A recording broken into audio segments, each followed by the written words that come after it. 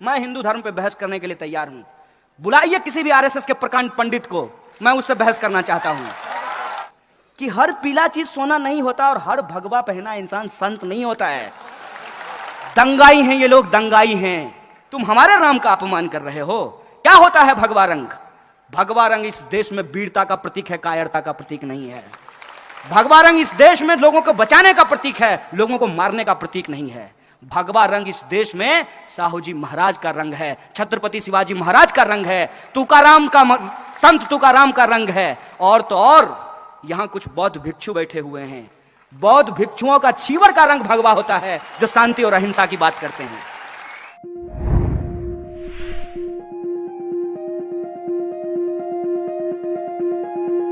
मैं हिंदू धर्म पे बहस करने के लिए तैयार हूं। बुलाइए किसी भी आरएसएस के प्रकांड पंडित को, मैं उससे बहस करना चाहता हूं। वो करे हमसे हिंदुइज्म की बहस। किस पे बहस करना चाहता है? रामचरितमानस पे, गीता पे, किस पे बहस करना चाहता है? सन्यासी किसको कहते हैं? सन्यासी कहते हैं जो गृहस्थ धर्म को त्याग देता है, उसको सन्यासी कहते हैं ना। वो सांसारिक सुख को त्याग देता है, उसको योगी कहते हैं।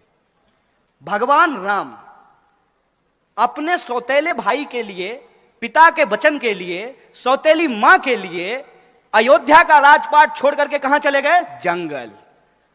योगी जी का ओरिजिनल घर जानते हैं कहां है? उत्तराखंड। उत्तराखंड जो है वहां जंगल है, तो ये जंगल और पहाड़ से कहां आ गए? लखनऊ। इसको समझिए आप कि हर पीला चीज सोना नहीं होता और हर भगवा पहना इंसान संत नहीं होता है। दंगाई हैं ये लोग, दंगाई हैं। और इनके विचार आप सुनिए।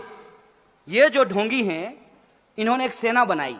अब देखिए हिंदू धर्म को कितना बदनाम कर रहे हैं। हिंदू युवा वाहिनी, ये हमारे धर्म का अपमान है। हमारे धर्म में तमाम तरह की व्यवस्था अपने आप की गई है। सबसे पहला बात, अरे जो जैसा करेगा वैसा भरेगा, ये मूल बात है। तो कोई अगर अत्याचारी है, पापी है, उसका सजा भगवान देंगे। तुमको टेंडर कब मिला बे? कब बोले राम जी? बताओ हमको, कौन सा तुमको फैक्स आया है कि हमको बड़ा तकलीफ हो रहा है, हमारा घर बना दो? तुम राम का घर बनाओगे? हैं? अपना उपाय नहीं, अपनी कुर्सी के लिए, अपनी राजनीति चमकाने के लिए, अपने गली चौक चौराहों पे बांह फैला के घूमने के लिए तुम हमारे भगवा रंग का बदनाम कर रहे हो। तुम हमारे राम का अपमान कर रहे हो। क्या होता है भगवा रंग? भगवा रंग इस देश में वीरता का प्रतीक है, कायरता का प्रतीक नहीं है। भगवा रंग इस देश में लोगों को बचाने का प्रतीक है, लोगों को मारने का प्रतीक नहीं है। भगवा रंग इस देश में साहू जी महाराज का रंग है, छत्रपति शिवाजी महाराज का रंग है, तुकाराम का संत तुकाराम का रंग है। और तो और यहां कुछ बौद्ध भिक्षु बैठे हुए हैं। बौद्ध भिक्षुओं का चीवर का रंग भगवा होता है, जो शांति और अहिंसा की बात करते हैं। किसको बेवकूफ बना रहे हो? राम के नाम पर अपनी कुर्सी और अपना दुकान चला रहे हो। एक बात हमको बताइए, ये रामचरितमानस की बात करते हैं। मैं रामचरितमानस पढ़ा हूं। रामचरितमानस में 1 दर्जन से ज्यादा शब्द उर्दू के हैं। गरीब नवाज शब्द रामचरितमानस में लिखा हुआ है।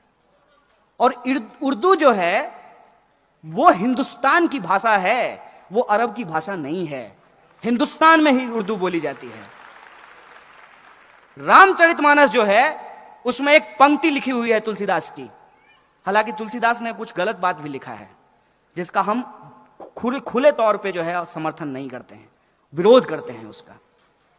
रामचरितमानस में लिखा है, रावण रथी विरथी रघुवीरा। रावण रथ पर है और भगवान श्री राम पैदल चल रहे हैं। अभी बंगाल के हाई कोर्ट से रथ यात्रा निकालने का परमिशन किसको मिला है? राम जी को कि रावण जी को? तो सोचिए ना, अपने तर्क का इस्तेमाल कीजिए ना। और मैं गलत हूं तो मुझे बताइए, मैं अपने आप को ठीक कर लूंगा। मैं प्रधानमंत्री थोड़ी हूं कि कुछ बोलने के चलते आपको जेल में डलवा दूंगा। आपको सुन करके आश्चर्य होगा, मोदी जी एक बार एक राज्य के दौरे पे गए। एक डीएम जो है वो चश्मा लगा करके उनके सामने खड़ा था। भूल गए होंगे आप लोग, अरे रोज नई नई घटना घटती है, कितना याद रखेंगे। चश्मा लगा करके खड़ा था छत्तीसगढ़ में, उस डीएम को सस्पेंड कर दिया गया। बिग बॉस के सामने तुम चश्मा लगा लोगे? अब आप सोच के देखिए, आप नौजवान हैं, आप यूपीएससी करना चाहते हैं, आप महाराष्ट्र पीसीएस का एग्जाम पास करना चाहते हैं, और ऐसा आदमी जो अभी तक अपना डिग्री नहीं दिखाया है, उसके सामने आप चश्मा लगा लें तो आपको नौकरी से निकाल दिया जाएगा। आप ऐसा भारत चाहते हैं? क्या हमने ऐसे भारत की कल्पना की थी? क्या लोगों ने 2014 में मोदी जी को इसी बात के लिए वोट दे दिया था? 2014 में मोदी जी को वोट विकास के लिए दिया गया, अच्छे दिन के लिए दिया गया, करप्शन पर कार्रवाई करने के लिए दिया गया, महंगाई को कम करने के लिए दिया गया, किसानों की आत्महत्या को रोकने के लिए दिया गया। कौन सा एक काम है जो सरकार ने किया हो और हम लोग उसको स्वीकार नहीं कर रहे हो? आप ही हमको बता दीजिए।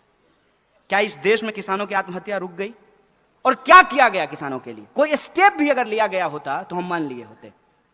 जो योजना को ये गला फाड़ फाड़ करके बताते हैं उज्ज्वला योजना, उसकी हकीकत क्या है? हकीकत यह है कि जो लोग गैस सिलेंडर लिए हैं उस योजना के तहत, दोबारा उसको भरवा नहीं पा रहे हैं, उसका रिफिल नहीं करवा पा रहे हैं। 400 का सिलेंडर 1100 में मिलने लगेगा तो आप कहां से भरवाएंगे? आप हमको बता दीजिए। तो इस देश के कितने परिवार हैं जो 1100 का गैस सिलेंडर भरवा सकते हैं? और सामने से आदमी जिसको आप प्रधानमंत्री कहते हैं, वो सामने से झूठ बोल रहा है और आपको कह रहा है कि पकौड़ा बेचना रोजगार है। आप लिखिए, my views are not political, a political. ये सवाल समझ में नहीं आएगा। इनको एक मिनट के लिए छोड़िए, आप अपने दिल पे हाथ रख करके हमको बताइए कि आपका अच्छा दिन आ गया। तब आप कैसे कहते हैं मोदी जी बढ़िया आदमी है? और जब हम मोदी जी पे सवाल पूछते हैं तो कहते हैं कि मोदी जी का विरोध करने के अलावा आपके पास कोई काम नहीं है। हम बोले हम इतना निकम्मा है कि एक निकम्मा प्रधानमंत्री का विरोध करने का अपने आप को अपना काम समझे हम? ये हमारा काम नहीं है और ना मैं ये काम कर रहा हूं। हम लोगों को एक बात समझनी होगी कि हमारे इर्द गिर्द जो चीजें हो रही हैं वो अपने आप नहीं हो रहा है, उसके पीछे एक कारण है। हर कारण का एक परिणाम होता है, हर परिणाम का एक कारण होता है।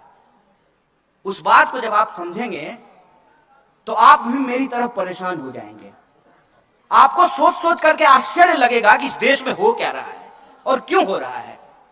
जब आप इस बात पर विचार करेंगे कि इस देश में संविधान खतरे में कैसे है, तो आपको यह सच चारों तरफ दिखने लगेगा।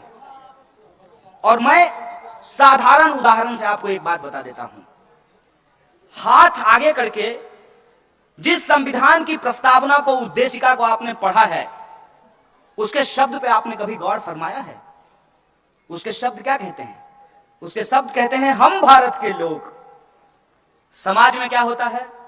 महार है, मातंग है, दलित है, ओबीसी है, धनगर है, मराठा है, ब्राह्मण है, चितपावन है, मैथिल है, बिहारी है, मराठी है। क्या होता है? उद्देशिका क्या कहती है? We the people of India, हम भारत के लोग। फिर भी आपको लगता है कि संविधान खतरे में नहीं है। और संविधान की उसी प्रस्तावना के मूल्य क्या हैं कि आप चाहे हिंदू हो या मुसलमान हो, सिख हो या ईसाई हो, बुद्धिस्ट हो या जैनी हो, या आप किसी धर्म को नहीं मानते हो, लेकिन आपका अधिकार किसी और दूसरे भारतीय के अधिकार के बराबर है। यह आपको आपका संविधान अधिकार देता है। महिला हो कि पुरुष हो, काला है कि गोरा हो, मोटा हो कि पतला हो, हमारा वोट बराबर है। यह अधिकार आपको आपका संविधान देता है। और पिछले सालों में इस देश में क्या हुआ है उस पर गौर फरमाना जरूरी है। जिस उत्तर प्रदेश का हम लोग अभी जिक्र कर रहे हैं, जिस उत्तर प्रदेश के मुख्यमंत्री हैं अजय सिंह बिष्ट, यही है ना? कहते क्या है अपने आप को? तो जो अपना नाम बदल लिया हो उसको शहर का नाम बदलने में मजा आएगा कि नहीं आएगा? बहुत स्वाभाविक बात है। जिसको अपने ही नाम पे भरोसा नहीं है उसको फिरोजाबाद, फैजाबाद, उस पर क्या भरोसा रहेगा? जिस दिन उन्होंने जात के नाम पे आपकी वोट खरीदी थी, उस दिन ही उन्होंने संविधान और लोकतंत्र का सौदा कर लिया था। और आज मैं आपको एक सच बताता हूं, संविधान आपको अधिकार देता है ना कि इस देश का कोई भी नागरिक चुनाव लड़ सकता है। संविधान आपको यह अधिकार देता है ना कि अंबानी के बेटा का वोट और एक जूता सिलने वाले इंसान के बेटे का वोट बराबर होगा। यह संविधान आपको हक देता है कि नहीं देता है? क्या एक जूता सिलने वाला का बेटा चुनाव लड़ सकता है? वार्ड पार्षदी का चुनाव लड़ करके दिखा दीजिए हमको। नॉमिनेशन फॉर्म लेने जाइएगा ना, यही लोकतंत्र के रक्षक सब आपका पैर तोड़ देंगे। यह है लोकतंत्र की स्थिति। और फिर भी कहते हैं कि हमारा देश और संविधान खतरे में नहीं है। 500 रुपए लेकर के किसी को वोट करके हम अपनी जिम्मेदारी से भूल जाते हैं, और वो 500 रुपए दे करके आपका हजारों करोड़ रुपए अपने दोस्त को देकर के देश से भगा देता है। अभी भी कुछ लोग जनधन योजना में जाकर के खाता में चेक करते हैं 15 लाख आया कि नहीं आया।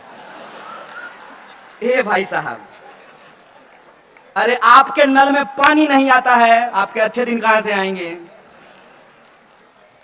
आपके पड़ोस में साफ सफाई नहीं होती है, आपके खाते में 15 लाख रुपए कहां से आएंगे?